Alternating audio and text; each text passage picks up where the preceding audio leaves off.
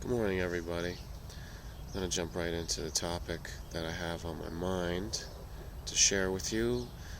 It's about survival, and it's about our quality of life. And what I see is a great interest when people open their mind, and you can find this when you do an analysis of anything on the internet, because that's where people go when they have free time and they're able to explore into their true interests. The internet is just a reflection of, this collective consciousness that we have, the thing that we could not explore or document anywhere else. Unless you consider prior to that there were other forums, less interactive and not multimedia.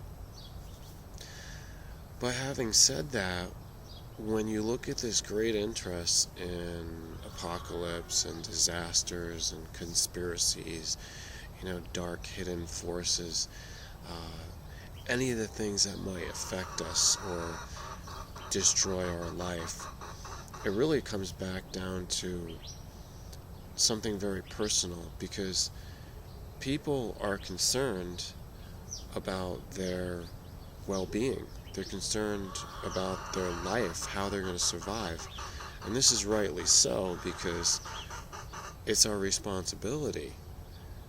You can't expect even a government entity to really do anything to guarantee your own individual life. That's something that you need to guarantee yourself. So how are people doing this? How are they accumulating the data, the information?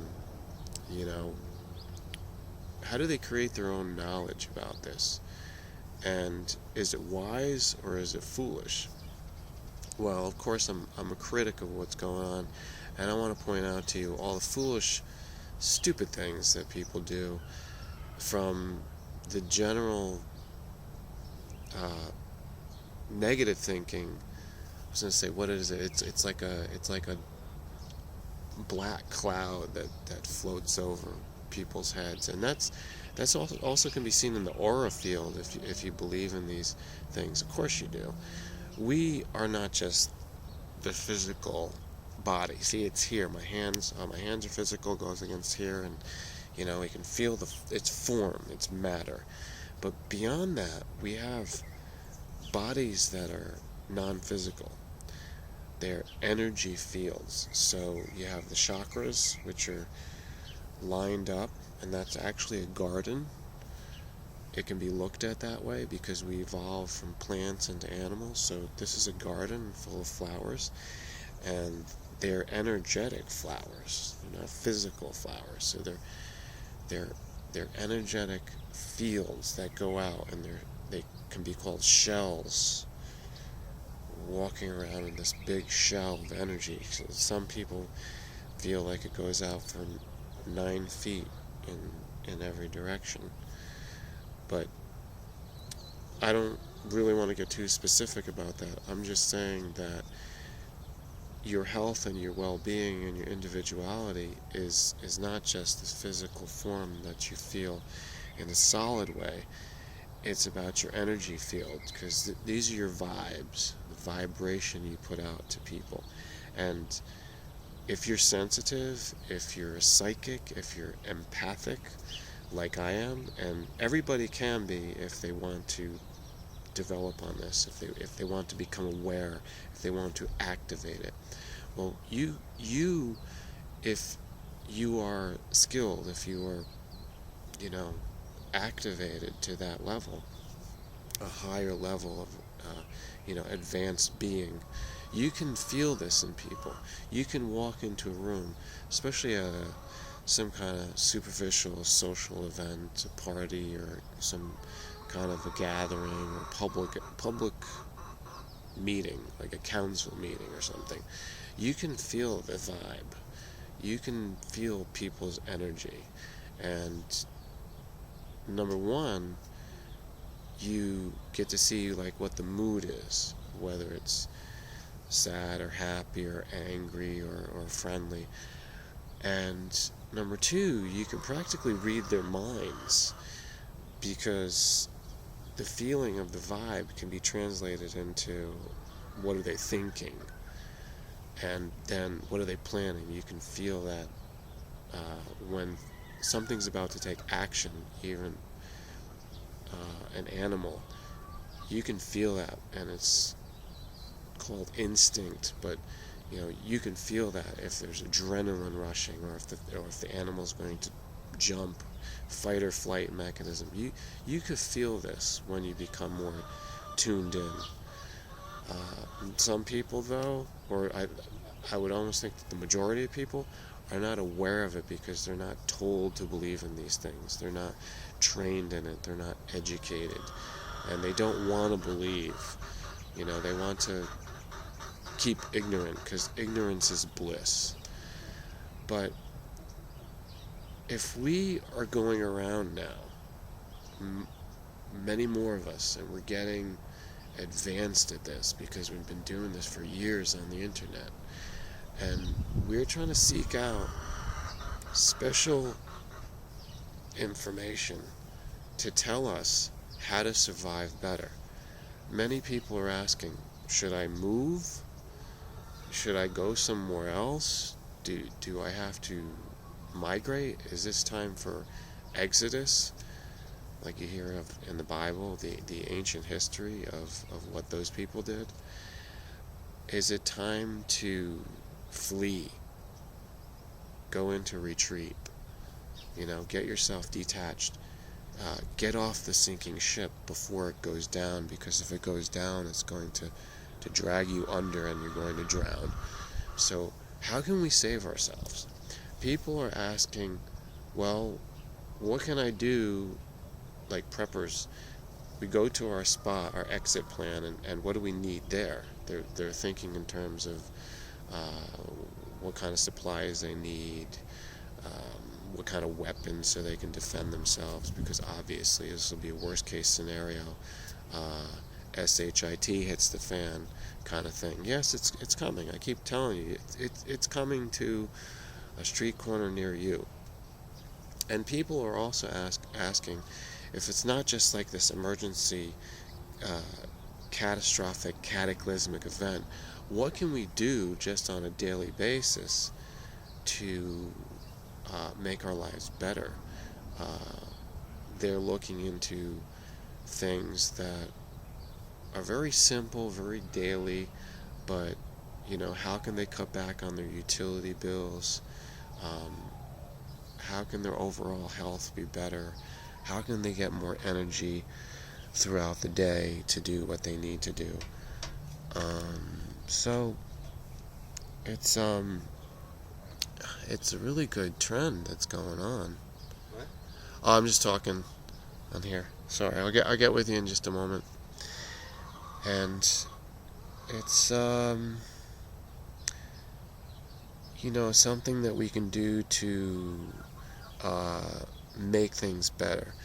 So I just want to give you encouragement and optimism, because there's a lot of skills to learn to get through any upcoming crisis. Practical skills, and there's also mental skills, like just to keep your mind sharp and to be in meditation as much as possible, because that's how your mind stays clear. Don't get distracted by everything that might be able to destroy us. Today I just read a report about the latest CME. That's a huge, I think they call it an X-class solar flare that came out of one of the sunspots in the last 24 hours. And by their calculations, this one is not going to hit the magnetosphere of the Earth. And see, there you go again. If the body doesn't have a field around it, like its own magnetosphere, then why is modern science always saying that the sun has a field and the Earth has a field? Those are energy fields. Those are auras.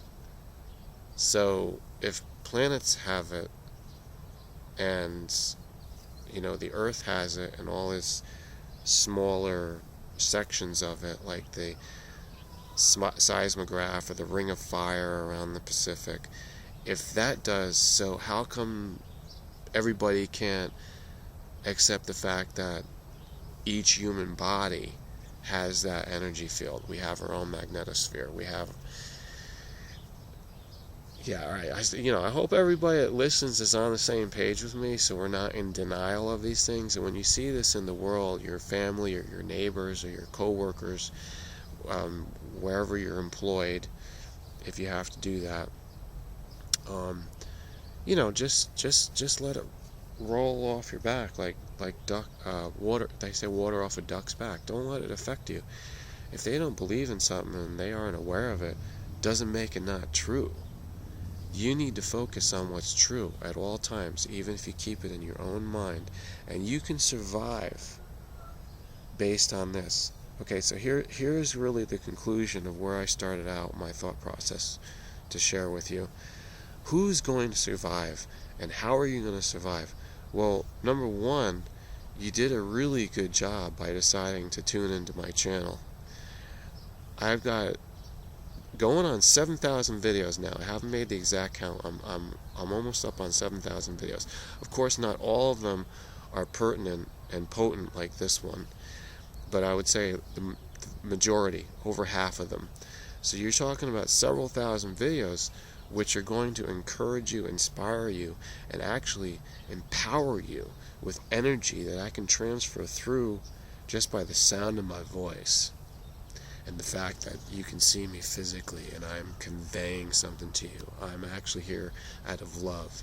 It's a cosmic consciousness that is bringing us together right now. So that's love, and that is what creates life. It actually preserves and sustains life. It maintains life and your own existence, your survival. So being that you're here, I've energized your energy field. I do that for you. That's why I'm here. I'm a servant of all the people that are going to get through this crisis time. And survival is going to be based on groups of people getting together. And that's what I've tried to do since the beginning. And people that have watched me for years, they know that. They will go out on a limb and tell you that I have fostered community and done the good work. Now, having said that, I also said yesterday that the internet is getting in the way, our false idea of always being connected. And no, we're not. You're not really connected with me yet. Physically, we need to get together in regions to survive. If we don't do that, it's for sure we're not going to survive that long.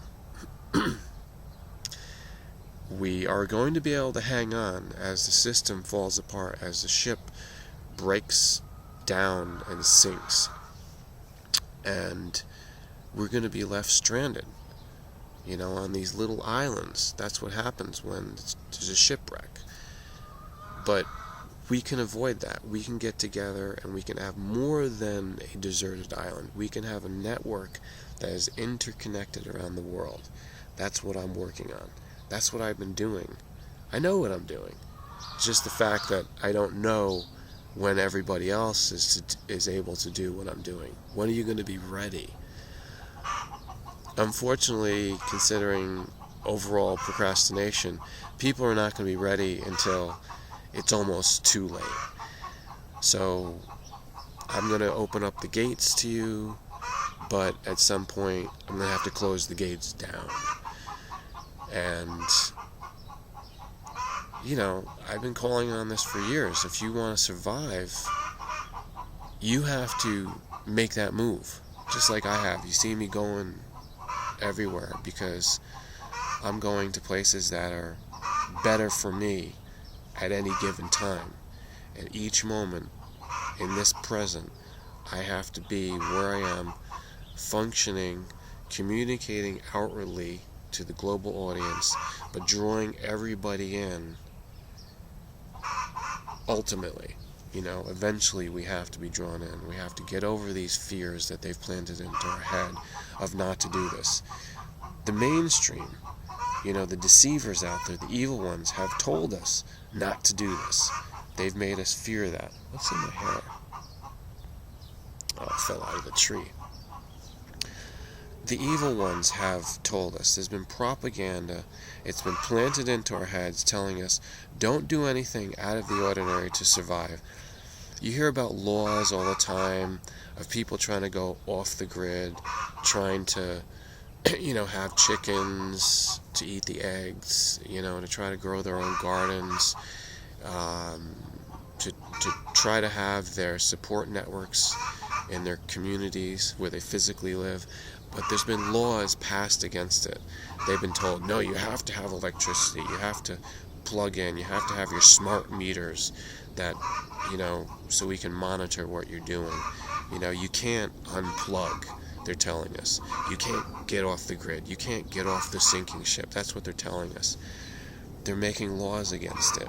Look at this whole affordable care thing, so that you can't look out for your own health. That's what they're doing.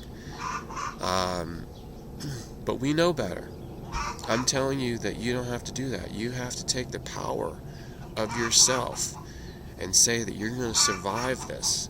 You're going to get beyond this global crisis that's we're in the midst of. And it's going to be going down in a big way. So that's how you're going to survive. That's how you're going to do it. By understanding each and everything that I said here, every point that I've made. If you disagree with something, let me know. But I seriously doubt it. Anyone who has a thinking, functioning brain who just listened to the last 17 minutes, the only question now is how much you're going to do about it. How much of your time are you going to devote toward this? I devote about all my time towards this. But if you've devoted 17 minutes, and then you're going to think about it in the back of your mind, and you're going to go to sleep, and you're going to dream about it, and your subconscious is going to process it. So you're starting to put in enough time. Or maybe you can say you put in half of your time towards this. Well, that's good. There's a starting point. You've got to go from where you are. And that's how I'm reaching out to you. For wherever you are. And you're going to get somewhere with it. Because you're still surviving. So I have hope, but I also want to see action. I want to see actually something being done on your part. Because I said, the only one who's going to guarantee your survival is you. And when you realize that and start doing it, the next step is to guarantee your survival by working with people that are active, that are all aware, and you're going to start cooperating together. That's my message. That's probably been my umbrella message for everything that I've done on the internet and in the world for decades now. Thanks for listening. I appreciate you. Enjoyed spending time with you.